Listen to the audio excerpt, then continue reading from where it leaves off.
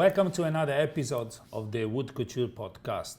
In today's episode, we are very lucky. We have Damien Perrot, Global Senior Vice President, Design and Innovation at Accor.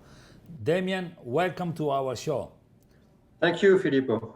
Wonderful. I'm very excited because many people at home do not know, but Damien is credited with revolutionizing the way the company approach design and how they innovate. So with this 23 experience at Accor, we want to know more. So Damien, tell us about your journey. Where it all started for you? You know, my journey is like a real adventure. You know, I start, everybody, when you're a kid, you want to be a policeman or you want to be a firemaker, etc. Me, when I was a kid, my dream was to be a chef. And I love everything around food. And this is something I always kept. So I did my study and I did a hotel school, and that's where I start. So it's really the passion of this hospitality industry that bring me to it. And then after, I start working at Accor just because I had an opportunity, let's say. And the first job I had in this company was to do some IT system. They asked me to build some IT solution for Wagonly. It was a catering, the catering in the train at Accor. And me, I didn't knew anything about computer except Word or Excel or whatever. And so I read the book, so how to program, etc. Right. And I developed a tool, and it works well. So after the head of procurement at Accor asked me to join the head office to do the same type of system, which I did. And after I came to him and I said, I'm not working in the hospitality to be behind a screen. I want to travel. I want to say, okay, next week you go to the US and you tell me what we can learn from them on the procurement process. So I went in New York and I come back and I said, wow, it's good. They do that. Say, okay, so now you go to Japan and you are the project manager for the Sofitel Tokyo for the refurbishment of that project. And that's where I start to a new journey. And then after, I won't explain everything because it's going to take hours. But and then after, I was a construction project manager. Then after, I was in charge of business unit at Accor, who is doing all the FF&E, OS&E, the procurement for all new projects. So I lead that, and I internationalize this business unit. Before it was just based in Paris, and I set up lots of business unit in India, in South America, etc. It works very well. And after, I was in charge of all technical side, construction, renovation, and maintenance for all our hotels in Europe. And then after a big discussion with the chief marketing officer of the company, I said that we really need to change the design strategy of this company. And I proposed him a new strategy, really focusing on creativity. And so I'm now head of design since 5 years. So that's a long journey, but in a company which gives you the opportunity to live lots of different careers, lots of different jobs, staying in one company with one thing in common is passion. Your title says global, and is a true global experience yours, because from Europe to the Americas and all the other projects you led, you really come equipped with an amazing global experience. And through your journey, have you had a mentor, somebody that you look up and anytime you need an advice you go to, and who that will be? I had a few mentors, not only one. the first one when I start was my father, for sure. You know, Wow. that's, then after I had a mentor, which is Sven Boinet in Accor. It used to be a number 2 at Accor since he left 1 year ago or 12 months ago. Fantastic man. Really, it doesn't matter who you are in the company. For him, every people in the company are very important. And each time I face difficulties, he always gives me the right advice. And on top of that, it's an example. You know, a mentor, it's not somebody who tell you what to do. It is somebody who inspires you. You just look at what he does, what he did, and the decision he's made, and it gives you some insight for you in order to do your own journey.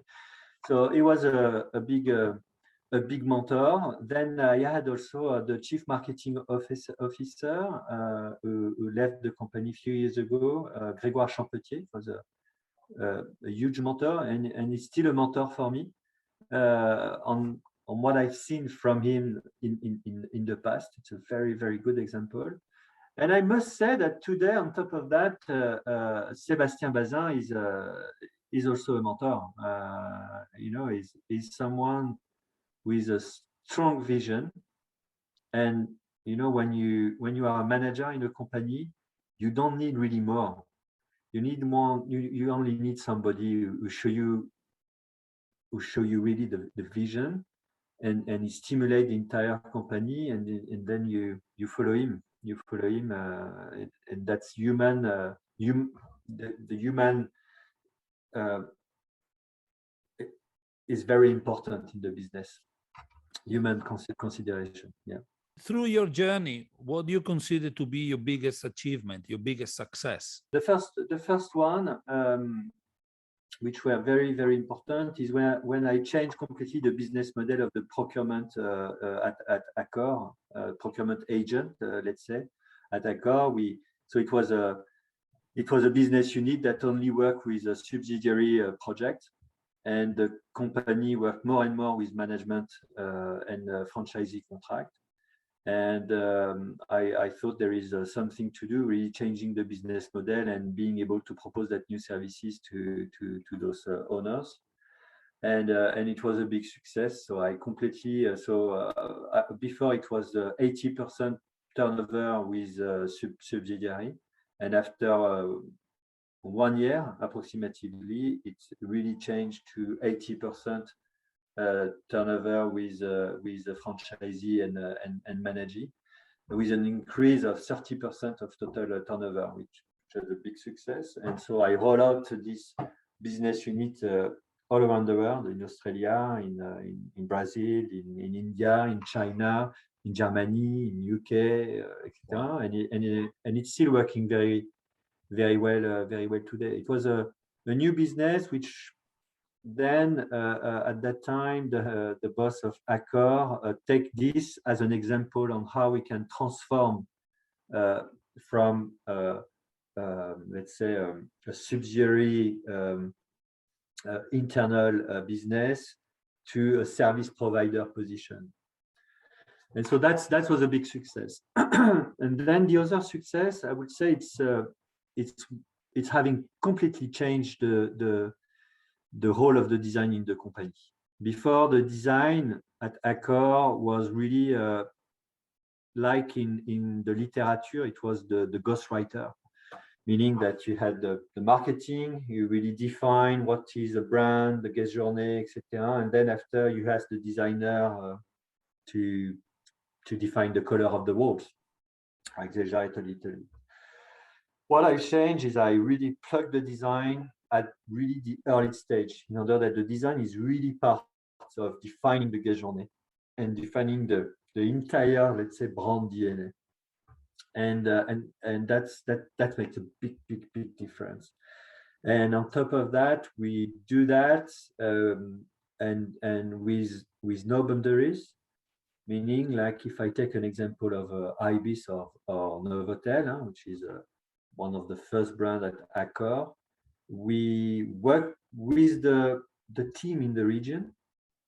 We do design context in Brazil, Europe, Middle East, Asia, and we work at the same time with 4 different designers in order to define the new design direction for the brand.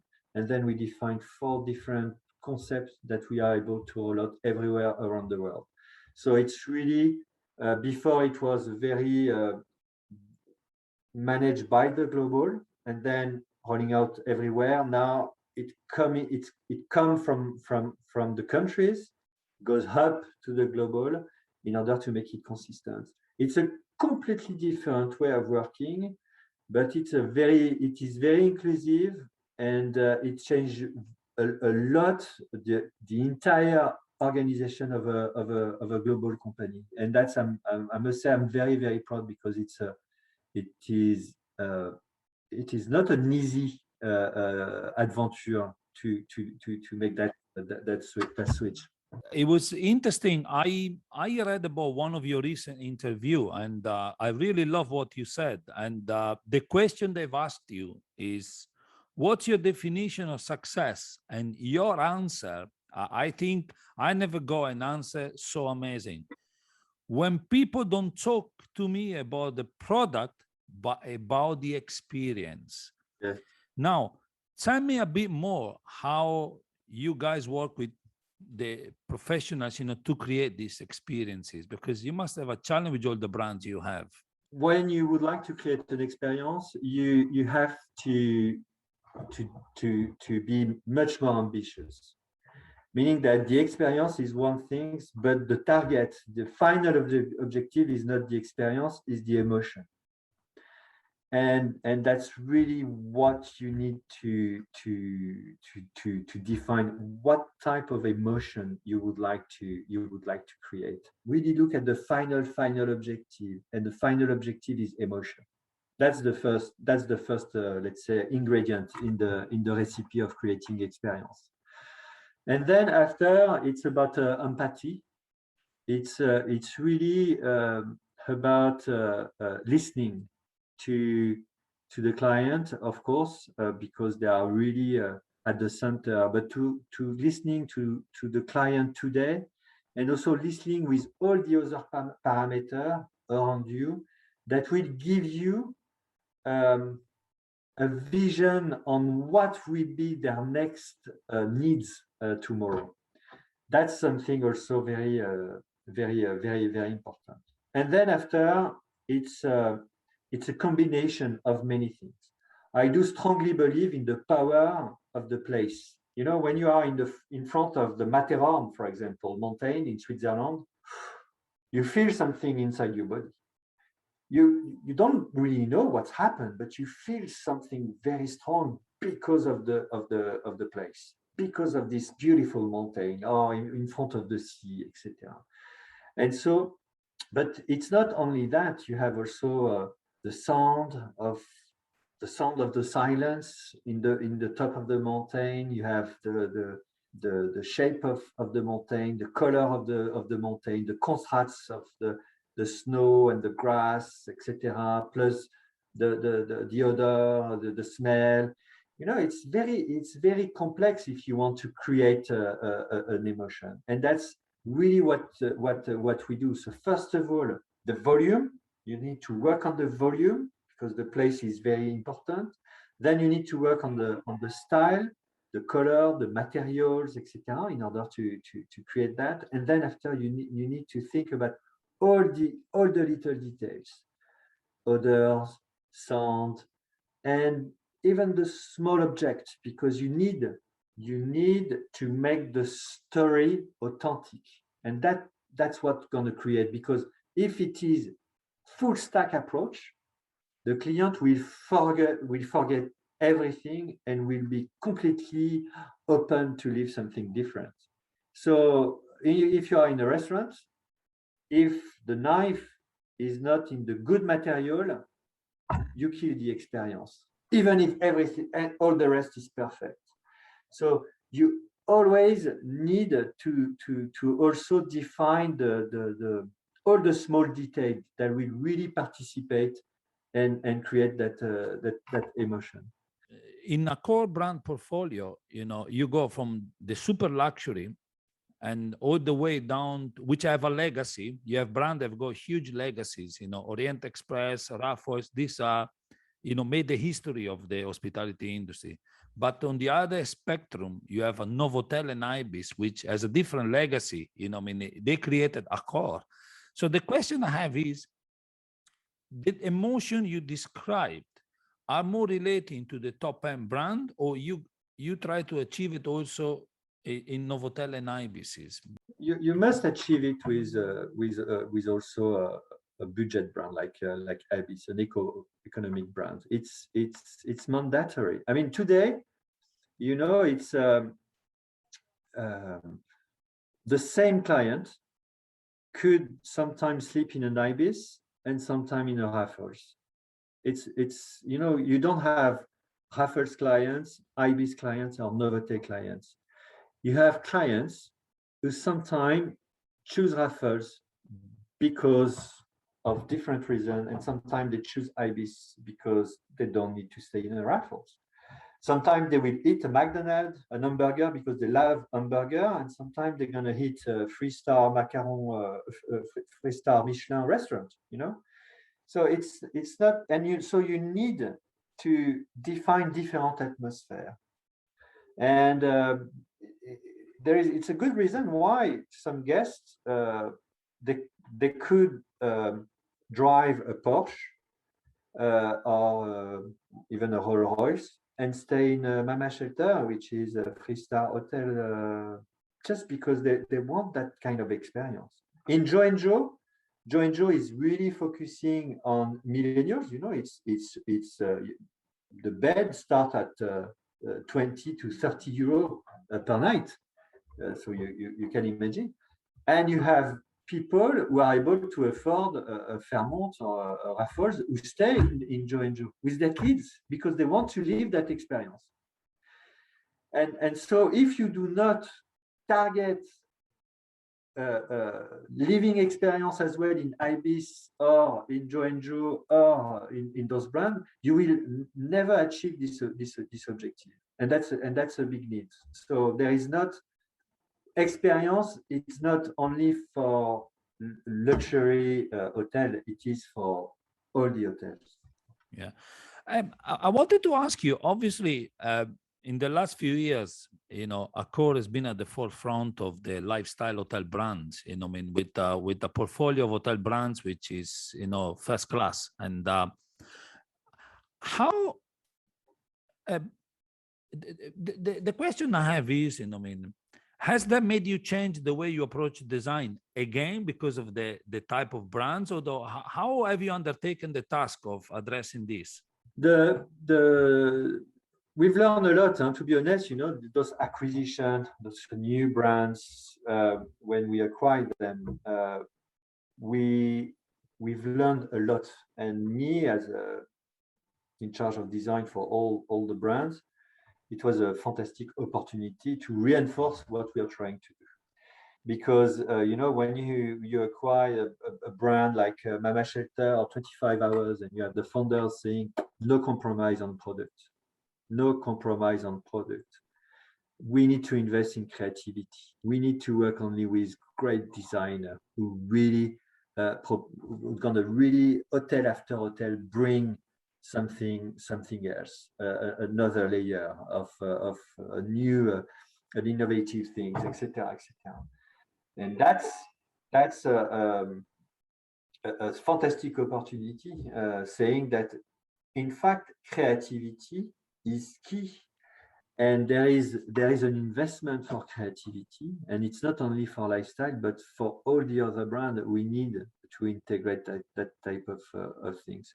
So of course on that we've learned a lot, and that's why also for Mama Shelter I do not work on that brand. I let them continue what they've done, and that's about that. I don't want to interface. The only thing I'm trying to do is to support those brands in order being able to scale, because it is very different when you build one hotel per year, and then when you have a development in your pipeline of 20 to 25 to 30 hotels ongoing at the same time around the globe. So it's a different approach. You need to make sure that the people who's going to work on those brands understand the brand, get the DNA, and make sure that they're going to stimulate exactly the same dynamic in an hotel in Thailand or in South America, etc.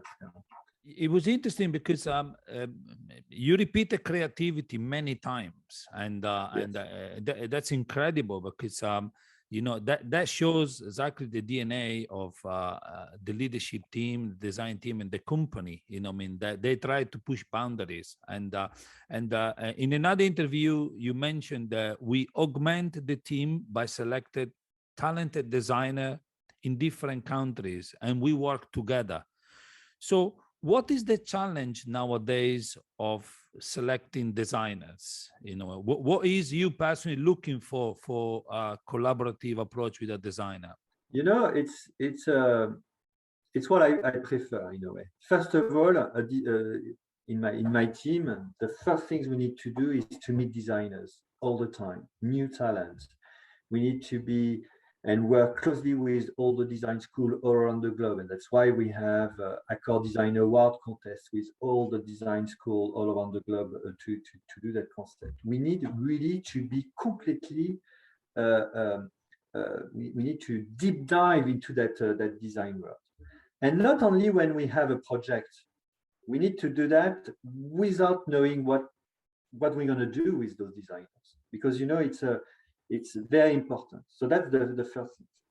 The other thing is the evolution of the society is incredible. If you look at the Moore curve, I don't know if you've seen that Moore curve. It's the capacity of computer to calculate. The curve is like this, and it is really in line with the evolution of the society. You know, from 60s to 2000, the society didn't really evolve drastically. From 2000 up to today, the evolution is huge because also of the technology.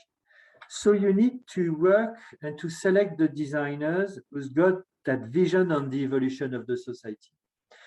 You don't need to work with designers who knows hospitality, but who's got that strong vision and creativity. We know the hotel industry. What I want from designer is to bring that creativity, those new things, you know, because the one who never worked on the hospitality, he don't need to reset and reinvent what he's learned. You know, it's a completely fresh and virgin approach on this business, and that's very, very, very important.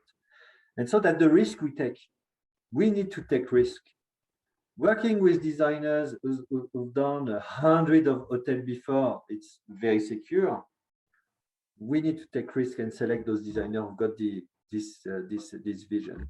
So that's very important. And you know, if you look at in the fashion industry, for example, if Dior is where Dior is today, it is because they took a lot of risk with Galliano at that time, and they invest a lot on creativity. Finally, what is the strategy of those luxury brands is investing in creativity. And that's exactly what we are doing at Accor with the designer. If I take Ibis, Novotel, Joe & Joe, we have worked in order to define the design direction of the brand with designer who never worked in the hospitality before. Wow. So interesting how you are trying to approach, try to shape the not only design, but the way of approaching design, because as you just said, you know, you're going for designers that even did not work in hospitality. So bring fresh idea into the industry. So it sounds like that in the DNA of Accor, if I may say, innovation started very long time ago. Like in 1973, I think, if I'm not mistaken, Formula One was the first hotel with key cards and that, you know, I mean, so we're going back 40 plus years, almost 50 years. the innovation. So where do you think is going to be the next design innovation going forward? The next design innovation is really like Formula One. Formula One, I like this Hotel F1. I like this example that you just mentioned because you know, it was in the early 80s, and it was off-site construction as well on the way we used to build that. Nowadays, we are talking about this new revolution in the industry with off-site construction, but we did that let's say 40 years ago, which is 30 years ago, which is completely amazing. And on top of that, the big revolution is that hotel, thanks to Hotel F1, was not only for a certain category of people, but for everyone. And it democratized completely this. And that's a huge innovation. The next evolution in the hospitality industry, and what we are working on lots of different projects around that new, let's say, vision, is that the hotel will not be only a place for people who travel, but will be a place for all people living around. And that's really the target. So there is lots of services that we need to offer to people living around the hotel, and not only the one who need to sleep in the hotel. And on top of that, if you take in 2050, the density of the city will increase by 60%. So the density will be huge. The traffic will be enormous, and so we completely need to change the way we live, and to being able to do everything at 10-minute walk from home, because it will be just impossible to do exactly the same as what we do. And so there is new needs like co-working today, for example, teleworking, for example, and the hotel could play a big role. And that's just one example. And there is lots of other examples and innovation that we are as we speak working on with that initial idea. There is a lot of designers out there that believes that COVID had an impact on the event industry, and even now we are talking remotely, and some of them had made a bold statement saying that the meeting space of a hotel going forward in certain category may not exist. What's your views on that statement? My view is I'm never categoric when I talk about the future, because there is no one future, but there is a lot of different futures. So I'm not categoric saying that there is some who say that people will stop travel because of many things. I'm saying no, the evolution is huge. Be positive and optimist, imagine new services, imagine more flexibility for the meeting rooms, new spaces, and we're going to define step after step what's going to be the future. Saying today that meeting rooms is completely finished, I would say no. I would say no, people need to meet. You know, just take the example. After the first lockdown in Paris, in Bangkok, everywhere around the world, the day they say you can go out, people go in the street all together, because people, they want to connect. They still want to discover the world. We are human people. I mean, love is stronger than anything. It's all about that. You will never be happy in a box closed with walls. Nobody wants that. So, of course, the crisis is very important, and it's a worldwide crisis. So the impact for the industry and the event industry is very strong. But the business is back. There is no financial crisis. People restart. I mean, we have very good signals in the industry. So it will take time, but it will come back.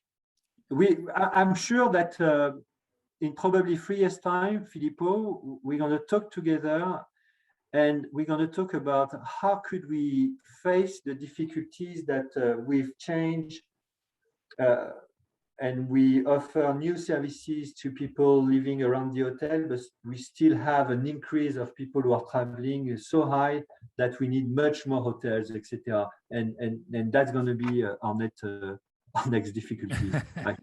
And likewise, the consciousness of people that post-COVID, everybody is very much to preserve the planet and human interactions. And I want to lead to the discussion about sustainability. Do you think the hospitality industry in general have done enough to address sustainability through design? Definitely not. Starting from us, honestly, at Accor, I think we have a very strong policy around sustainability. But there is a big difference between having a strong policy, strong ambition, than what we are doing today. Meaning that today, when you want to always be better, you need to know from where you start. So when we define a new design direction, a new concept, now we measure every single item in order to know what is the global carbon footprint for this concept. How can we increase that? How can we select the right suppliers, etc., etc. So now it becomes much more, let's say,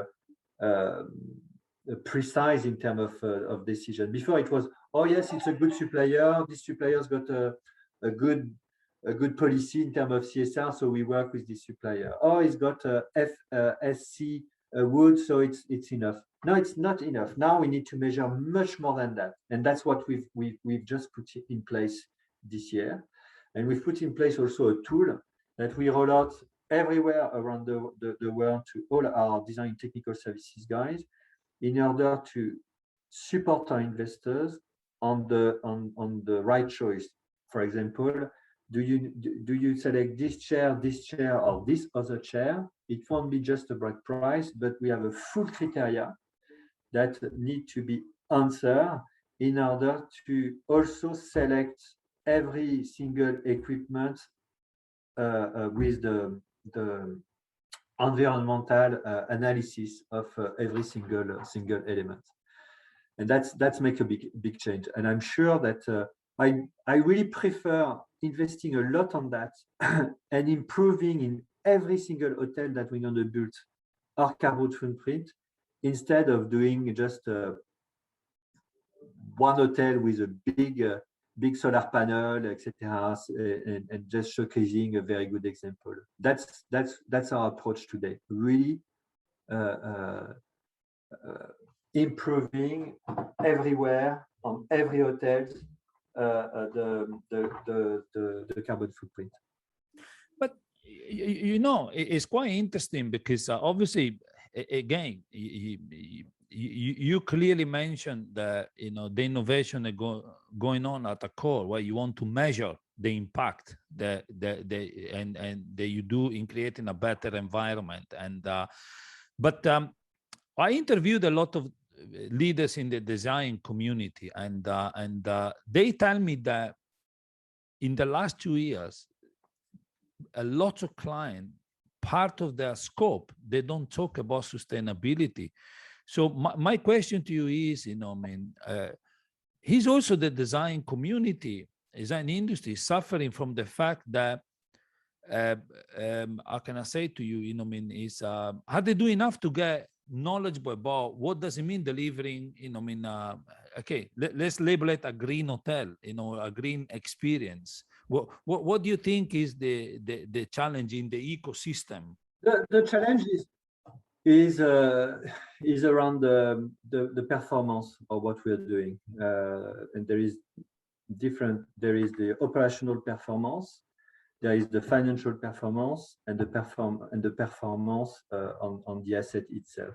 So what's going to help is tomorrow the value of a building will be nothing if the building is not green in a way, and that will impact a lot the commitment of all investors to build, let's say, green.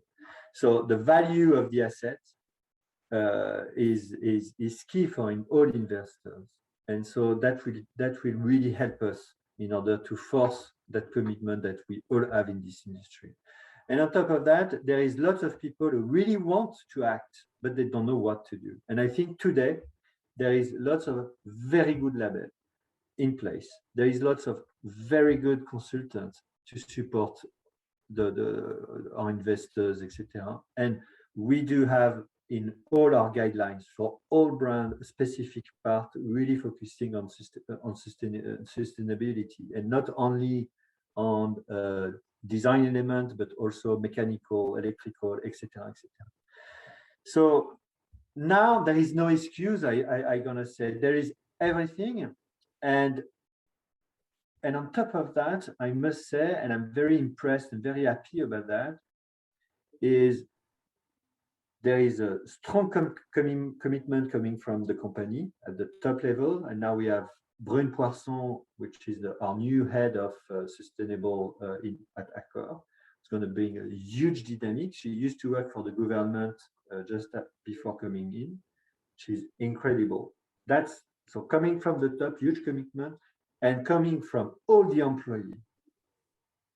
I mean, they will never stay working at Accor if Accor do not act very strongly. There is lots of initiatives coming from the employee which are much better, much higher than the policy of Accor. You know, I'm very positive because now it's coming from everywhere, and so it will happen very, very soon. Yeah. Obviously, you just mentioned that the chief of sustainability is a lady, and you know, I mean, obviously, I would say Accor, like other companies, you know, are leaders in diversity, and so what do you think the hospitality industry have done enough for gender equality in general?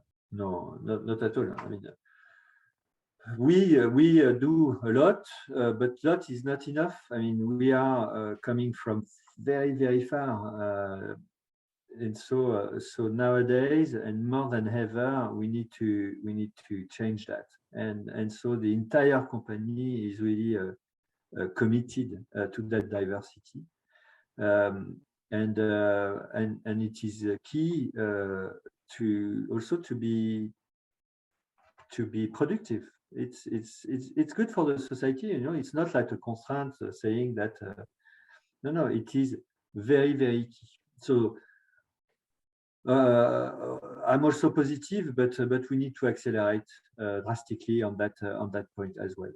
And if I take the example also of my team, I have approximately half men and women, and coming from different countries as well.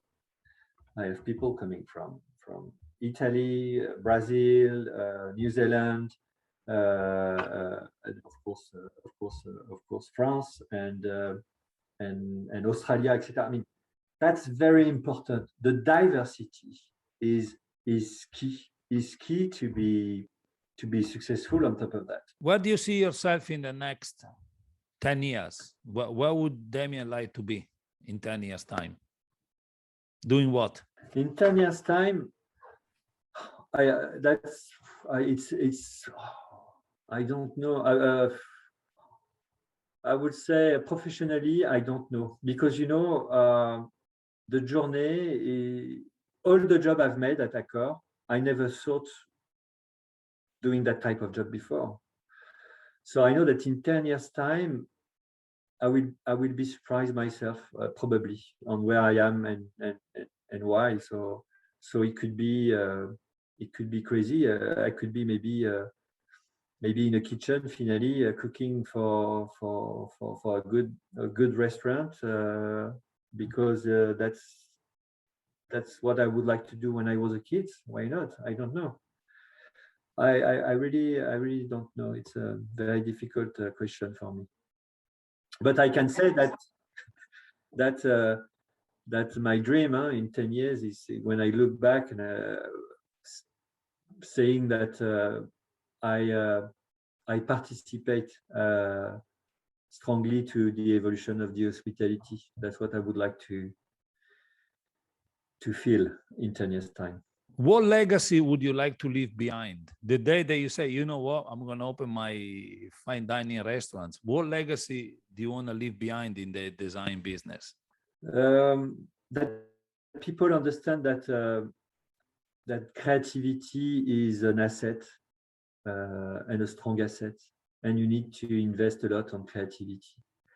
It's not always having the good machine, the good product, the best productive materials all around you, the great process, etc., etc.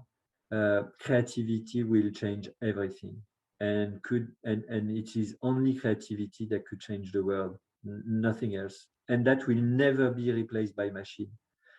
That's really coming from what human people are the best, is creativity. And that's why it's very important, and even more today, that our kids are working on learning how to play music, how to draw, on creative things at the early stage, because that's what's make the big difference tomorrow. So, like we do with all our guests on the podcast, now you are in France, obviously, in your wonderful Paris. And the question I have, if we put a giant whiteboard on the Arc de Triomphe, what message would you write on that?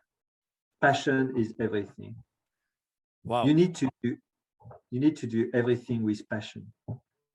And when you do that, you make people happy, you are happy, you do much more than what you would imagine you can do. Passion is the key of happiness, and people sometimes forget to put passion. Even when you do something you don't like to do, try to find and do it with passion, because even if you don't like to do it, finally you will like it.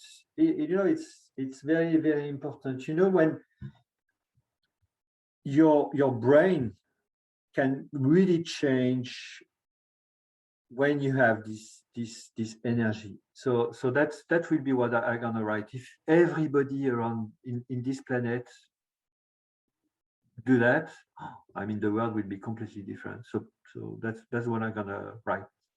I'll tell you one thing, Damien, for the people that don't know you, I think what we learned in the last 45 minutes is that passion shines, passion comes out from all over your body. And if everybody is like that at Accor, I'm not surprised why Accor is such a great company, because, it's a powerhouse of passion, coming out everything. I wanted to sincerely thank you, because you're a great human being, and thank you very much for being on the podcast. And I'm sure everybody watching will enjoy your conversation. Thank you very much. And thank you, Filippo. And we want to do another in 10 years' time. Maybe you share your recipes. Let's do it. Thank you, Filippo. Thank you very much. Thank you.